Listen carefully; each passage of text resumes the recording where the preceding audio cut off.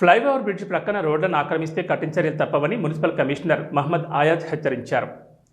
Jammikunta municipality పరిధిలోని flyover bridge కింద ఇరువైపులా షాప్ యజమానులు ప్రజలకు వాహనదారులకు ఎలాంటి ఇబ్బంది కలగకుండా వ్యాపారం నిర్వహించుకోవాలని, ఇబ్బంది కలిగిస్తే వారిపై కఠిన చర్యలు తప్పవని మున్సిపల్ కమిషనర్ మహమ్మద్ ఆయాజ్ అన్నారు. శనివారం కమిషనర్ మహమ్మద్ ఆయాజ్ బ్రిడ్జి క్రింద ఇరువైపులా రోడ్డు పక్కన గల షాపులను బ్రిడ్జి క్రింద పర్యవేక్షించారు. మున్సిపల్ ఇంజనీర్కు, శానిటరీ ఇన్స్పెక్టర్, టౌన్ ప్లానింగ్ సిబ్బందికి షాప్ యజమానులు ప్రజలకు వాహనదారులకు ఎలాంటి ఇబ్బంది కాకుండా ప్రతిరోజు పర్యవేక్షణ చేయాలని ఆదేశాలు జారీ చేశారు.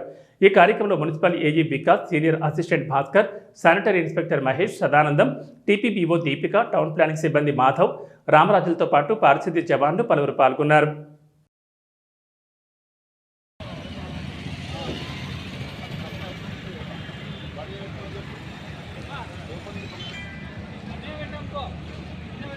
రేపటికి బండి లేకపోతే ఆపుకుంటే